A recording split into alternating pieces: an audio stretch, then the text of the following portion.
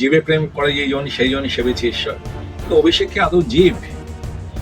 আমার তো মনে হয় ওর মধ্যে কোনো প্রাণ নেই। কারণ যার আমলে যে এমপি হওয়ার পরে এত নিষ্ঠুরতা, হ্যাঁ, হাজার হাজার বাড়ি ভাঙচুর, তাদের মারধর, কত কর্মীকে মেরে ফেলা।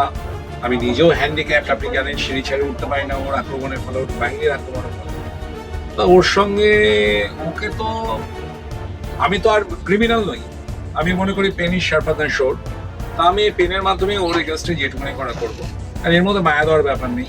কারণ আমরা মনে করি, আমি পার্সোনালি তো, আমাদের এলাকার লোকেরাই মনে করে যে অভিষেক ব্যানার্জি হচ্ছে ওখানকার অভিশাপ। এবং ওর এমপি হওয়ার পর থেকে ওখানে কোনো ভোট হয় না, গণতান্ত্রিক সিস্টেম নেই। এবং ও 2014 সালে এমপি হওয়ার পর তখন আমি ওর এগেইনস্টে দাঁড়িয়েছিলাম। তারপরে 5খানা ইলেকশন হচ্ছে, 5টাতে মানুষ ভোট দিতে পারে। বাংলা হান্টের আরো খবর দেখতে নজর রাখুন।